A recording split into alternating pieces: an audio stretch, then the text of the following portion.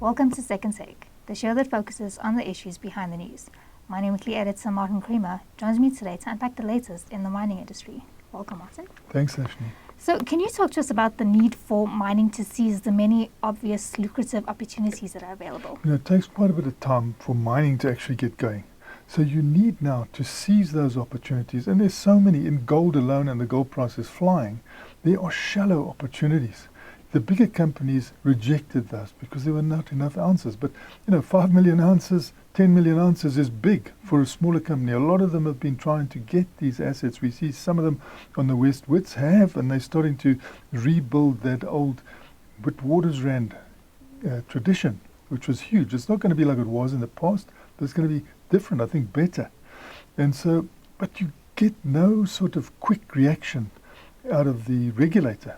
You do have foreign companies raising capital outside the country and then starting to go, but companies inside battle, and some of them you see trying to get money from Canada and everything, but things aren't going, and at the same time the regulator is not helping. So we've got to realize that this country of ours has been built on mining and energy. We're part of a minerals energy complex. So while you get the energy going, which we hope in about 18 months, if we use the renewables, we can get moving on that, then you'd have mining coming through. And we can't have mining shrinking, because that saved us in this economy here. That huge windfall of tax that wasn't really expected, came from mining, which is saving the day as far as income grants are going and all the rest. Then you've got the Northern Cape, where there's such a lot of opportunity. There needs to be that exploration. We have a hold up in exploration. So hopefully that the people who are cutting the red tape at the moment, Sipho and Cozy, will really cut this red tape. You can see the people who are pro-coal, they're just sitting back smiling, because none of these projects in renewable energy are going ahead. Because you bump into NERSA, you can't get through there, and then you bump into situations where they say, who's going to buy this electricity? Well, you say, well, I'm going to use most of it, but some of it is going to go, oh, well, you've got to tell us who that is. You've got to have the agreement first. I mean, that is absolute nonsense. When you've got load shedding, you just move as fast as you can, so that by the time you then get all your energy ready again, you can have these mines going, because they are our business, whether we like it or not. This is what saves the day, and we need to be saved at the moment. And Royal Bafokeng Platinum's renewable energy study on a 30 megawatt solar plant is nearing completion. Yeah, so you see that, 30 megawatts, we see people going for this, we see the mines going for over 100 megawatts, and everywhere, just about every mine has got an opportunity. But, if you speak to Royal Bafokeng Platinum now, they're enthusiastic about this, but they've still got to have an EIA, that could slow everything up. So again, it's red tape wherever you look. And when you see, RBPlats, and you look at what they've done for the community there, one of their biggest costs is the electricity. Let them get ahead with this, especially since you need clean electricity, in particularly platinum. And I was really impressed by, the worker estate they built there. If you see these beautiful pictures of these houses, and then close to schools, primary school, high school, with the most beautiful grounds and sports fields and green grass, that's all mining, man. Let those guys do that. Let them be able to cut costs by having their own energy. Don't hold this up the way it is always held up. They're saying, well, we just about finished our study, but still got to go through the environmental impact. Heaven only knows when these things are going to come through. It's just got to change. They must cut that red tape fast. And with the country in the throes of load shedding, Eskom is in the final stages of pre-contract discussions for the first phase of its battery storage system. Batteries. When we start talking batteries, you've got to talk sun, wind, and storage. And this battery idea we haven't had here before. We have had some of the pumped storage schemes, but those pumped storage schemes, not even all of them are built. There's one, hopefully, that will become a partly private, partly state-owned. If they go ahead, that would be great. But the more storage we can have, the better. Okay, people are saying, but what electricity are you going to store? Because there's load shedding now.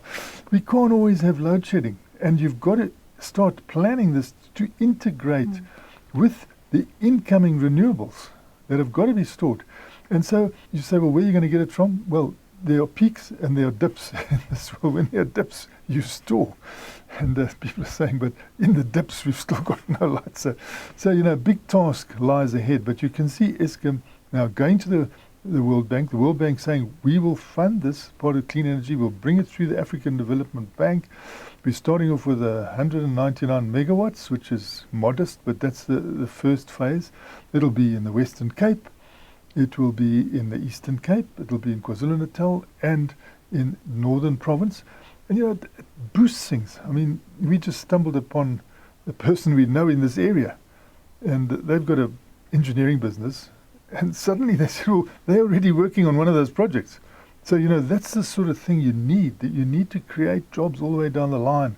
You need to stimulate this economy, but we also need to have a lot of storage. We've got to think storage. And also at the same time, we've got to remember that green hydrogen is storage. That is electricity there, ready to be used.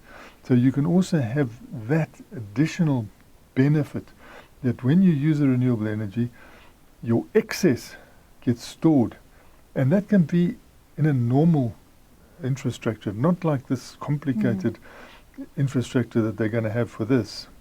That's why I think we should think a lot on our green hydrogen opportunity. And I was listening to a webinar which was hosted by Canadians, and they said to South Africa, get moving, man.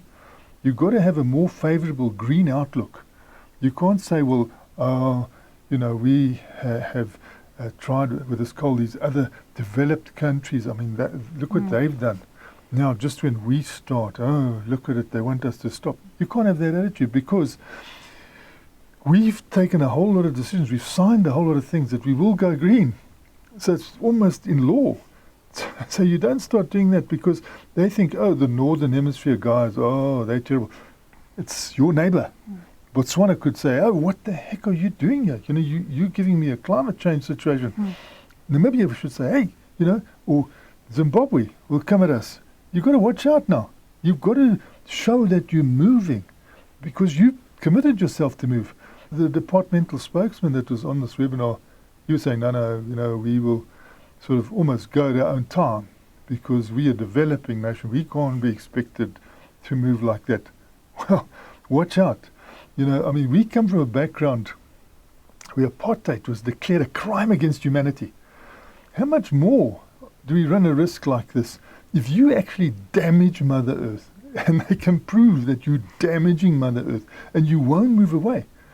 You're going to be told you're committing a crime against humanity, because we're all on this planet. And I think they should start looking at the potential legal side, which this webinar threw at them, I must say. It said, look, you committed all the way here. Even in your constitution, you've got this.